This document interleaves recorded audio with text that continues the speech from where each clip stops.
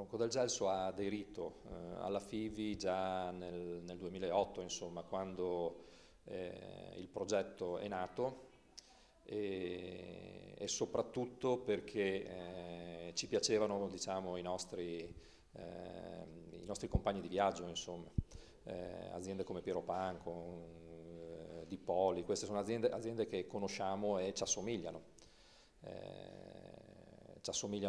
parecchio come modo di agire sul mercato, come modo di produrre, come sensibilità nei confronti del luogo in cui produciamo i nostri prodotti. È chiaro che era un progetto ancora in divenire, lo è tuttora. Le sensibilità all'interno di questo gruppo sono ancora molto distanti, qui andiamo da chi è un forte sostenitore del biologico a chi semplicemente è un produttore che intende produrre le proprie uve dall'inizio alla fine, insomma, intende dare una sorta di impronta completa al proprio prodotto senza dover per forza essere un'azienda commerciale, insomma. Siamo un'azienda contadina, anche se abbiamo anche noi degli operai, delle cose così, ma tutto il controllo della struttura è nostro, dalla barbatella che piantiamo fino alla conoscenza della persona a cui vendiamo il nostro prodotto e alla stima delle persone che comprano il nostro prodotto e ci aiutano a raccontarlo. Per cui questo progetto è ancora in divenire, vedremo come sarà in futuro, insomma. È nato da un'idea di slow food e piano piano si è smarcato da questa posizione qui praticamente. Speriamo che diventi sempre di più uno strumento che faccia conoscere l'artigianalità di chi produce in proprio, completamente il proprio prodotto. Sicuramente queste sono aziende che hanno esigenze e hanno una struttura completamente diversa da aziende commerciali. Qui le persone devono saper fare un po' tutto, devono saper produrre l'uva, devono compiere dei ragionamenti che comportano delle scelte poi sul modo con cui questo prodotto deve essere fatto, un rapporto molto, molto intenso con quello che è la zona di origine dei prodotti dove nascono praticamente i prodotti che poi uno porterà sul mercato, per cui diciamo un'azienda completa. È chiaro che la FIVI ha anche una sorta di ambizione sindacale quasi. Non nascondo che la mia adesione all'inizio è proprio nasce proprio da un forte scontento di quella che è un po' la nostra situazione sindacale in termini di rappresentatività delle nostre aziende. Siamo aziende che sostengono in gran parte l'economia di un territorio, ma la considerazione che abbiamo è sempre molto, molto piccola, magari perché la nostra visibilità è minore e l'interesse da parte del politico non è la stessa di un'azienda che magari di una cooperativa o di un'azienda commerciale che magari riesce a vendere meglio la sua economicità territoriale. Noi non possiamo dire di avere 30 dipendenti o 50 dipendenti da sostenere, però anche noi facciamo la nostra parte, insomma. La FIVI è all'interno di un contesto europeo, però questo contesto europeo, anche questo è, diciamo, in forte movimento, insomma. In Francia il Vigneron ha un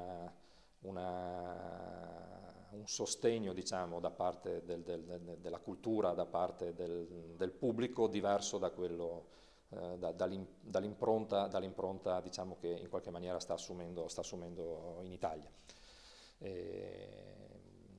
Quello che speriamo non capiti è che venga così trascinato all'interno di un concetto di bio qualcosa, di ecosostenibile, perché questo non è lo scopo.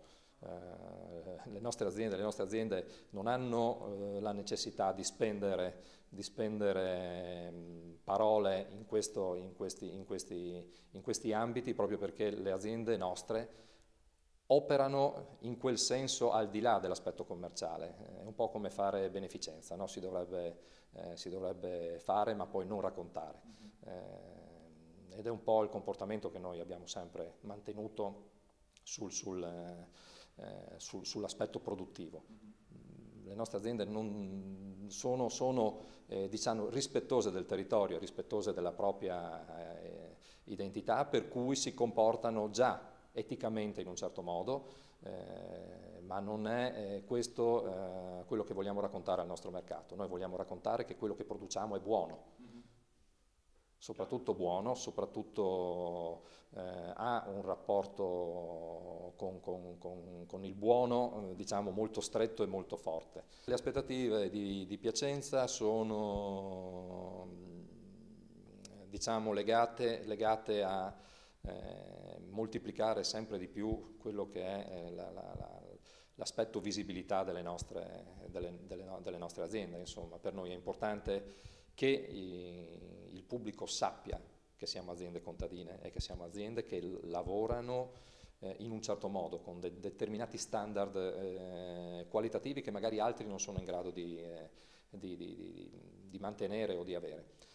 Per noi è importante avere un rapporto con il pubblico finale, chi è il consumatore che poi stappa la bottiglia, che è poi quello che si siederà anche nei ristoranti, speriamo, dopo aver conosciuto il produttore e conosciuto il vino che sta nella bottiglia, e ricordandosi di questo potrebbe magari continuare a comprare il nostro prodotto e continuare a moltiplicare lui stesso la visibilità dell'azienda. Questa è un'operazione di mercato, lo è per i produttori e lo è per la FIVI in questo momento qui, che ha bisogno di visibilità e ha bisogno di raccontare meglio quello che vuole essere. Mi porto una malvasia istriana perché è un autoctono tipico del nostro territorio e lo racconta molto bene. Mi porto un prodotto internazionale come il Pinot Grigio, che è il prodotto diciamo, base per la nostra azienda. Il 50% del nostro prodotto è questo Pinot Grigio, il Pinot Grigio Soli Rivis. Un rosso, che è nuovo diciamo, per il mercato, perché la nostra azienda è soprattutto bianchista, ma però qualche rosso interessante lo facciamo. Tutti ci conoscono magari per un Merlot, che produciamo da tantissimi anni e che è anche abbastanza conosciuto sul mercato. Da qualche anno però abbiamo smesso di farlo e abbiamo iniziato a produrre un vino che è Merlot e Pignolo, un internazionale e un autoctono, un legame abbastanza interessante, studiato dalla nostra diciamo, sensibilità. È un prodotto che noi sentiamo a pelle come positivo, non c'è un'analisi chimica che ci dice che è buono. Ci è piaciuto come combinazione, lo abbiamo ragionato per tanti anni e questo che portiamo a Piacenza è il primo risultato, perché sono le prime bottiglie che entrano sul mercato. Avremo anche un Riesling 2008, così perché vogliamo raccontare anche come si comportano i nostri vini nel tempo. Mi sarebbe piaciuto portare anche vini molto più vecchi, però ormai le bottiglie sono molto risicate, per cui le degustazioni con vini molto vecchi preferiamo farle in azienda.